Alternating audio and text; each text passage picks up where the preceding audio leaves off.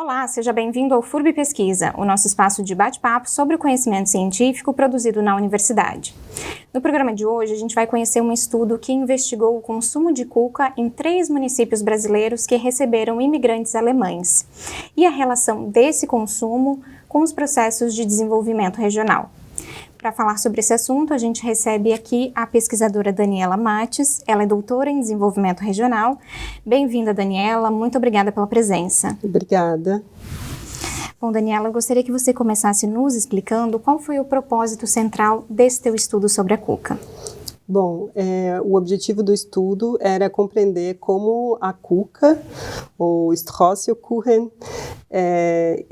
qual é o envolvimento desse alimento que a gente considera emblemático, né, de uma comida emblemática, como se relaciona com o desenvolvimento regional nesses 3 municípios analisados, né, que foi São Leopoldo, no Rio Grande do Sul, Domingos Martins, no estado do Espírito Santo, e Blumenau. Então, Blumenau já tinha analisado no mestrado, né, na dissertação, e dei continuidade, então, no doutorado, na tese. O que te motivou, Daniela, a estudar esse assunto tão específico? Bom, eu sou blumenauense, eu sou jornalista, trabalhei no Jornal de Santa Catarina durante muito tempo, eu era repórter de política e economia, mas gostava de passear por todas as editorias. E uma das que eu mais gostava era a gastronomia. E especialmente em épocas de Oktoberfest, aniversário da cidade, a gente produzia muitas pautas relacionadas ao que a gente come no dia a dia. Eu sempre gostei muito dessas pautas, de entender de onde vem o que a gente come e por que a gente come.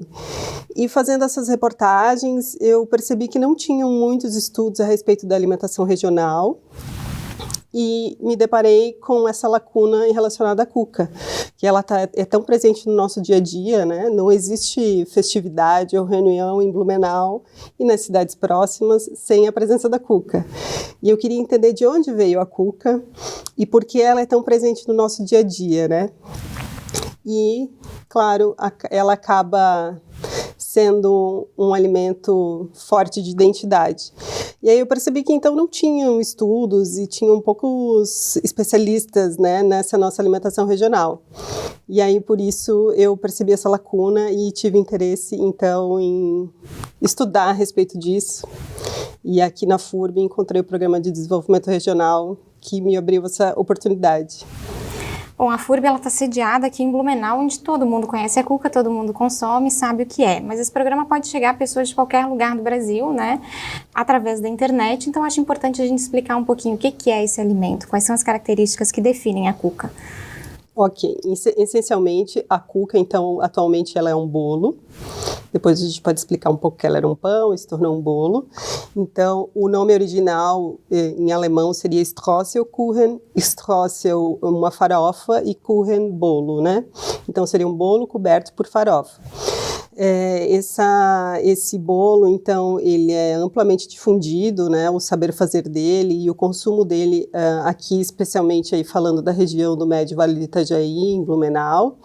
Esse saber fazer vem com os imigrantes germânicos, né? A gente acredita que já nas primeiras levas de imigrantes que chegaram aqui, esse saber fazer, ele vem com as mulheres, principalmente. Então, as mulheres, quando chegam aqui, elas começam a fazer as comidas que elas já são habituadas a fazer. E entre elas a cuca. Então, a cuca, durante as investigações, a gente encontrou registros, enfim, alguns escritos que dão a entender o quão importante é esse alimento para essa população desde então da imigração, né, desde 1850. E então, para ter uma ideia geral, então a cuca ela vem desde então. Ela passa por mudanças, claro, nenhum alimento ou tradição é estático, então ela vai passando por mudanças até chegar a essa cuca que a gente conhece hoje, que eu posso ir em qualquer padaria e vai ter cuca. Então, a cuca ela já estava presente desde ali os primórdios da imigração, da colonização? Os imigrantes já tinham acesso aos ingredientes necessários para fazer a cuca, ou ali já se inicia o processo de reconfiguração desse alimento? Então, ali já começa um processo de reconfiguração, porque os ingredientes originais, primeiro que muitos não tinham aqui, e segundo, o que precisaria muitas vezes demandava certo esforço, né? Tanto logístico para que esses ingredientes chegassem aqui, esses insumos, quanto o esforço para comprar. Primeiro que eles chegaram, tentaram plantar as sementes que eles trouxeram, que eles já eram habituados a plantar na Europa, e muita coisa não deu certo, né? E entre eles era o trigo. O trigo se desenvolve em ambiente seco aqui, extremamente úmido, né? Quente e úmido. Então não deu certo, foi uma das primeiras frustrações. Então, o que aconteceu é que algumas famílias, a gente tem registros que foram feitas certas adaptações na receita, alguns incluíam aipim, outros milho, até para baratear, porque então não conseguindo plantar o trigo, o que eles precisavam fazer era comprar esse trigo. Então era um grande evento quando vinha o trigo para essa região, né? Se anunciava, na época, quando já se tinha rádio, se anunciava na rádio que vinha o carregamento de trigo, muita gente caminhava longos percursos para comprar o trigo, para ter a cuca no Natal, porque até então era uma receita especificamente do Natal. E até por isso eu acredito que muita gente tem muitas memórias afetivas relacionadas à cuca. Por isso foi também um tema muito gostoso de pesquisar, porque as pessoas têm prazer em falar sobre cuca, né? Então tem a questão do trigo. O açúcar branco também não era uma coisa muito comum, né, que demandava, eu acredito, algum tipo de tecnologia específica que não era tão comum aqui. Então, eles precisavam ter esses ingredientes para fazer a cuca. Então, se demandava, né, um tempo para fazer a cuca. E outra questão também era o dinheiro. Muitas famílias viviam da agricultura de subsistência, ou seja, elas plantavam e consumiam o que plantavam, às vezes relações de troca, né? Mas para comprar no comércio trigo, açúcar, eventualmente a manteiga, elas precisavam de dinheiro. Então, muitas famílias precisavam vender determinados produtos, excedentes, para ter esse dinheiro e conseguir comprar os elementos para fazer a cuca, né, os insumos. Então, era toda uma organização familiar para fazer a cuca no Natal. E aí as crianças participavam, ajudavam as mães, é todo um envolvimento social da família, né? Principalmente das mulheres e das crianças. Você menciona, Daniela, que você estudou também a questão da cuca no seu mestrado, na sua pesquisa de mestrado, também aqui no programa em desenvolvimento regional. O que você pesquisou nessa ocasião? O que a gente pode trazer de resultados desse teu mestrado? Que, claro, dialogam, né, com a tua tese de doutorado. Então, no mestrado, especificamente, eu pesquisei a relação da cuca com o desenvolvimento regional no Médio Vale do Itajaí. A ideia de pesquisar o Médio Vale é por conta das características das cidades que estão no Médio Vale, que pertenciam a Blumenau, muitas até a década de 1930, 1940. Então, tem muitas características semelhantes, né, culturalmente falando, até geograficamente. Então, o objetivo foi entender como se dá essa relação da cuca com o desenvolvimento regional. E, claro, também uma investigação daí para levantar, então, o que é a cuca, como se deu as mudanças dela durante o tempo. Então, todas as informações que eu já mencionei foram levantadas ainda na dissertação, né, durante o mestrado.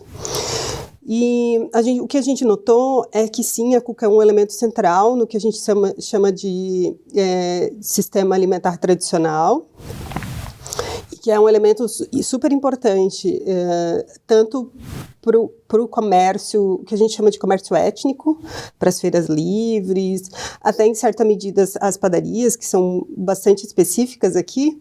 Quando a gente mora aqui, a gente acha que as padarias, toda padaria é assim, mas depois a gente percebe que as padarias aqui são um pouco específicas, têm características assim, né, do que elas comercializam. E as feiras livres também, daí como comércio étnico, e principalmente a cuca como um dos elementos importantes para a manutenção dessas famílias no campo. A gente ainda tem famílias morando no campo aqui, né, nas zonas rurais, mas elas demandam de atividades para se manterem no campo, obviamente, né?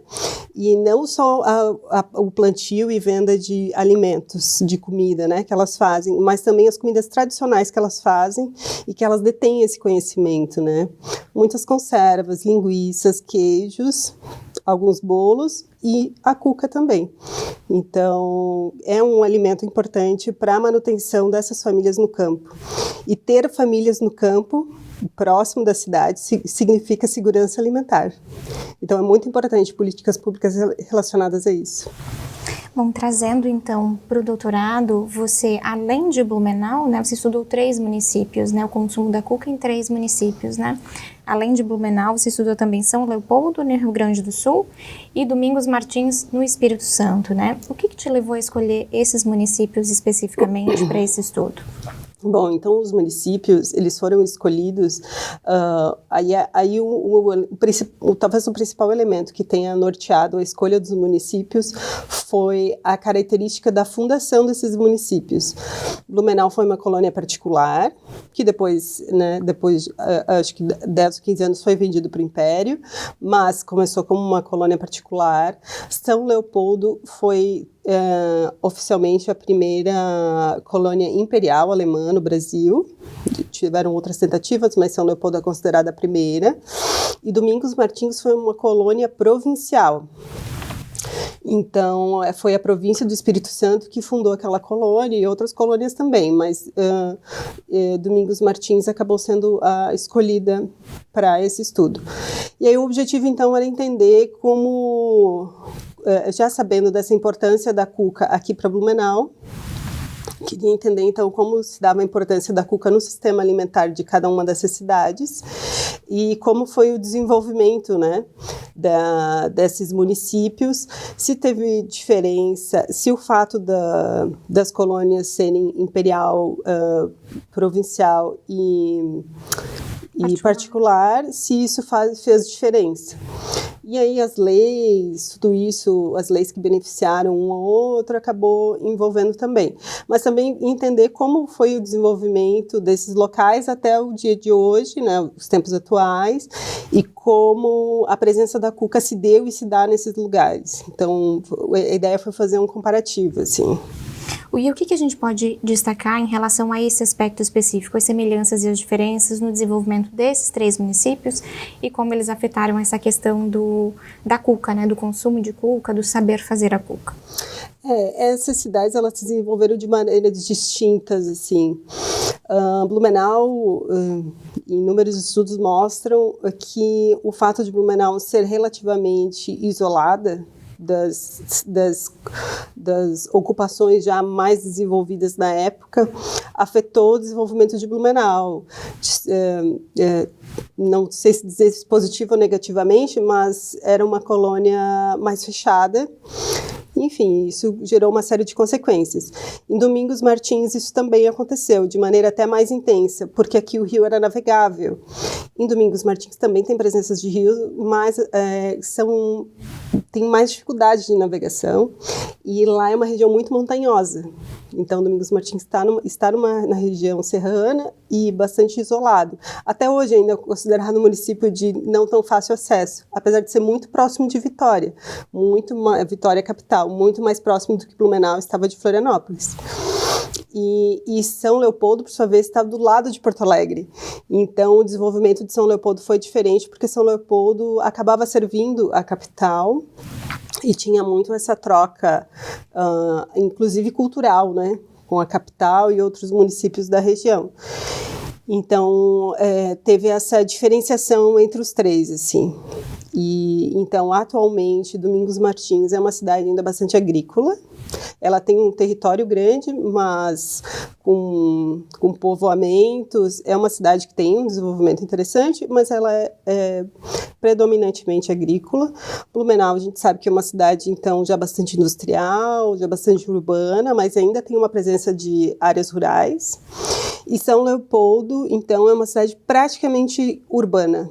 Não é mínimo espaço rural e não tem registro de produção rural, nem nada, assim. Então, atualmente, são essas as configurações das cidades. O que a gente pode destacar, Daniela, em relação a esse panorama do consumo da cuca, né, em cada um desses municípios? Falando de consumo propriamente, nos 3 locais se consome bastante. Domingos Martins tem uma característica que eles têm povoamentos, os povoamentos são separados poderia dizer, por ascendência étnica. Então tem a comunidade dos italianos e tem a comunidade dos pomeranos. Lá tem essa característica, eles não necessariamente se auto-intitulam imigrantes germânicos, eles afirmam a questão dos pomeranos, né? Como aqui a gente tem Pomerode, lá também tem. Então eles têm a questão do ensino da língua pomerana, etc. E nessas comunidades, mas também na comunidade específica pomerana, mas também na região central, tem o consumo do que a gente pode entender por cuca, mas com 3 diferentes, 3 variações, digamos assim. Eles chamam de curra, que ele é em formato de pão, e ele tem uma cobertura meio que de açúcar e canela. Eles têm o Simfbrot, que seria em pomerano um pão que não é bem pão, né? Mas ele é um formato de tabuleiro, como a nossa cuca aqui, e com um salpicado de canela e açúcar também. E a outra seria o Strosselkuchen, que daí seria bastante parecida com a nossa cuca aqui, mas lá ainda muito feito com fermento de pão. Os 3 ainda são feitos com fermento biológico, né? O fermento de pão. Mas também com amplo consumo. Tem festas locais que ainda comercializam, tem também, eles chamam de quilões, que seriam o equivalente às nossas feiras livres, então os agricultores que produzem levam para lá para comercializar, também tem padarias. E São Leopoldo tem uma característica que é o amplo consumo da cuca, e um pouco diferente de nós, que muita gente consome com churrasco.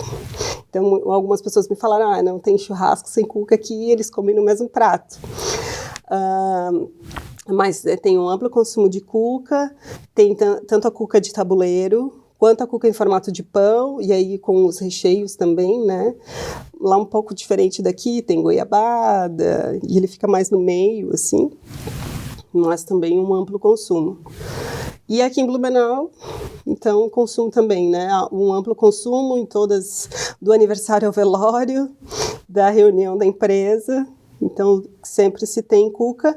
E o que nos 3 locais se tem em comum é a comensalidade, ou seja, as pessoas consomem em conjunto, ou com as suas famílias, ou com pessoas, né, que estão ali de passagem naquele momento, como seria talvez um coffee break na universidade, na empresa, mas dificilmente alguém compra um pedaço de cuca para comer sozinho. Então, essa é uma característica da cuca que se mantém desde sempre, a comensalidade. O consumo, que seria um consumo conjunto, digamos assim, né, de dividir uma cuca.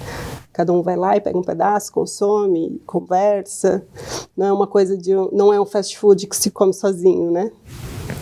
Essa cuca que se come com churrasco é doce também? Permanece doce. A característica de ser doce? É doce, tem essa característica que a gente vê aqui no cotidiano dos descendentes, né, de alemães, germânicos, misturando doce com salgado lá também, só que é dessa forma, né, que eu nunca vi, pelo menos, alguém daqui misturar a cuca com churrasco, mas lá sim. Daniela, a partir desse teu conhecimento acumulado, né, na tua pesquisa de mestrado, de doutorado, tem como a gente apontar alguns fatores que contribuem para a preservação do alimento ou para a sua descaracterização ao longo do tempo? Olha, eu acho que são vários fatores. Eu acho que o fator social é muito importante. Então, desse conhecimento, ele passar dentro das famílias, principalmente, porque a cuca, ela tem uma questão que ela não existe uma receita certa de cuca. Cada família faz a sua receita. Então, é uma receita que foi passando de gerações e, eventualmente, alguém fez modificações. Teve a questão dos fermentos, né, que foram importantes para a mudança da característica essencial da cuca, que ela deixa de ser um pão quando se usava o fermento biológico e passa a ser um bolo quando se usa o fermento químico. que daí também fica muito mais rápido, enfim, facilita o processo. Então, essa questão social de que é um saber fazer que precisa estar dentro das famílias, e a gente tem uma característica de sociedade que está em mudança, as pessoas estão cozinhando cada vez menos, a indústria vem oferecendo facilidades, né, com as comidas, alimentos prontos, ultraprocessados. Até durante a pesquisa do mestrado, eu encontrei pó pronto, que você só mistura ovo, leite, mistura e a cuca está pronta. Infelizmente, muitas padarias usam também esse artifício, né? É bem comum em padaria. Então, acho que essa questão do saber fazer é uma delas. Acho que cabe também o poder público incentivar que continue se consumindo, que é uma coisa que se faz, que me parece que tem sido feita, né, de o poder público incentivar que se consuma. Então a gente tem os festivais, tem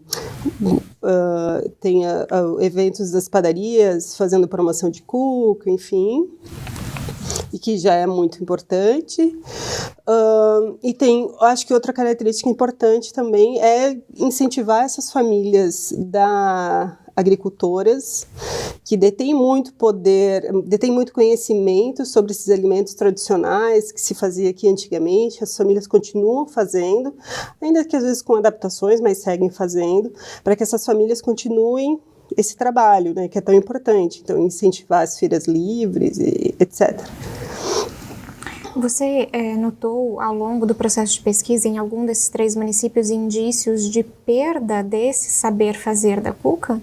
Sim, o que eu consegui captar, né, chegar às conclusões na tese, principalmente, é que a questão justo da presença ainda do ambiente rural nessas cidades contribui para o saber fazer e principalmente para o saber fazer da cuca, né? Então, Domingos Martins ainda tem um saber fazer forte, mas as pessoas já notam uma preocupação com a perda desse conhecimento, do saber fazer a cuca, a curra e o Sintbrot.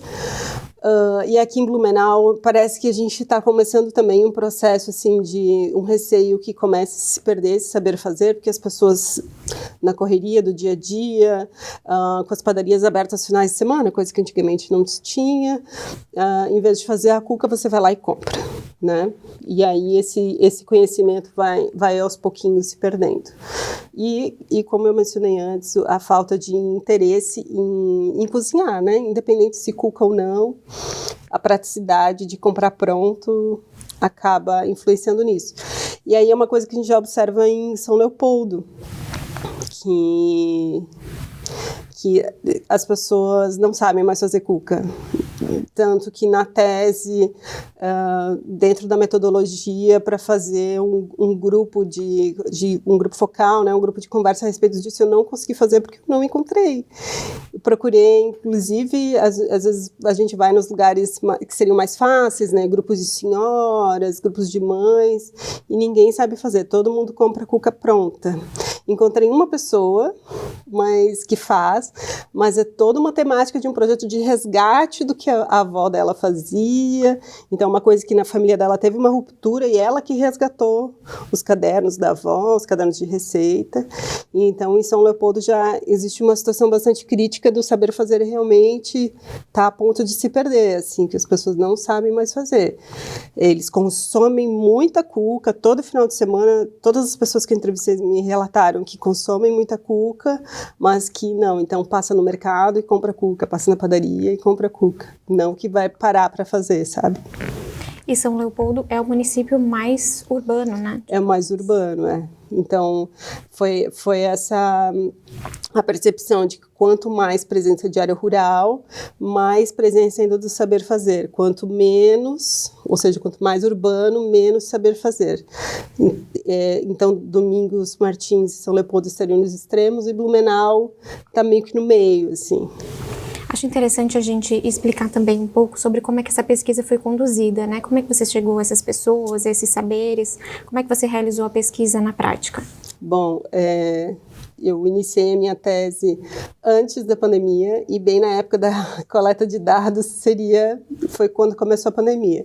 Então, estavam proibidas viagens, eu já tinha me organizado para viajar, para fazer o que a gente chama na antropologia de observação participante, que é ir até as pessoas que você está investigando e observar mesmo e participar. Porque dentro do desenvolvimento regional, claro, as teorias do desenvolvimento regional contribuem para o arcabouço teórico da tese, mas o que deu corpo mesmo foi a antropologia, especificamente a antropologia da alimentação. Então, a metodologia que a gente usa dentro, um método, uma ferramenta, seria a observação participante. Não tendo a possibilidade de observação participante, então a gente foi procurar em outros estudos, até fora do desenvolvimento regional, mas estudos sociais, o que a gente poderia fazer. Então surgiu a ideia, a partir das leituras, de fazer um grupo focal online. E aí, só que de que forma, né? Porque ninguém jamais aguentava computador. E aí eu teria que pensar que as pessoas que eu entrevistaria lá, de Domingos Martins principalmente, é uma comunidade mais rural, então que talvez não tenha um computador em casa. E aí a gente foi estudando e chegamos à conclusão que o WhatsApp era uma boa ferramenta. E aí a gente fez, então, grupos no WhatsApp, né, que na metodologia seriam grupos focais, mas eram grupos do WhatsApp. A gente passou todas as regras do grupo, mas todos funcionam bem bacana, assim. Para a gente finalizar, tem um outro termo, outro conceito que você usa na sua tese de doutorado, que é a questão da gastronomização da cuca. Tem como nos explicar brevemente, em linhas gerais, o que é esse fenômeno, como é que ele está afetando o desenvolvimento da cuca hoje? Bom, a gastronomização é um fenômeno que se observa, que os estudiosos observaram na França, principalmente ali anos 70, 80, com a nova cozinha francesa, que foram as comidas e a culinária que eles chamam de terroir, que seriam das áreas rurais, sendo modificadas por chefes, a gente não pode dizer gourmetizados é mais um termo de marketing, né? Mas sendo modificadas de certa forma e ficando caras, né? Deixando de ser acessível para aquelas pessoas. Então, me parece que existe o início de um movimento que nos remete à gastronomização de talvez chefes patisserie, de refazer essa receita da cuca e de transformá-la em algo diferente, né? Então, a gente já viu algumas coisas, alguns locais que daí vendem, sim, pedaços de cuca menores, com sabores bastante diferentes e com um preço bastante elevado.